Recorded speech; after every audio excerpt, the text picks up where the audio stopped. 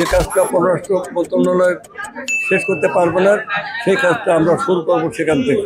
প্রায় আশিটা দেশের সাথে আমাদের সাংস্কৃতিক বন্ধন হবে।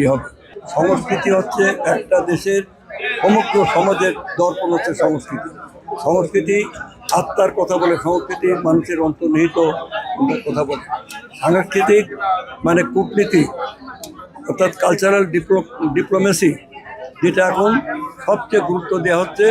এবং পৃথিবীর অলরেডি 48টি দেশের সাথে আমাদের মানে কালচারাল ডিপ্লোমেসি, মানে সাংস্কৃতিক কূটনীতির মানে যোগসূত্র ঠিক হয়েছে।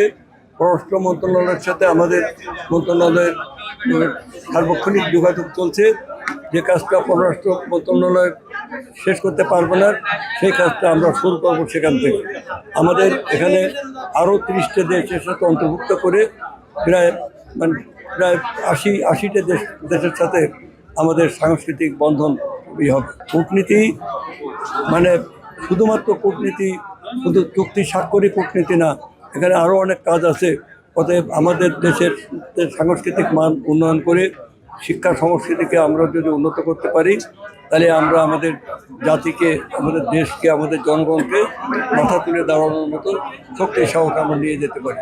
এবং আমরা বিশ্বকে শেখাতে পারি শান্তি এবং মানে সমৃদ্ধির মাঝ দিয়ে, শিক্ষা সংস্কৃতি জ্ঞানভিত্তিক শিক্ষার মাঝ দিয়ে আমরা সমাজকে উন্নত নিয়ে যেতে পারি।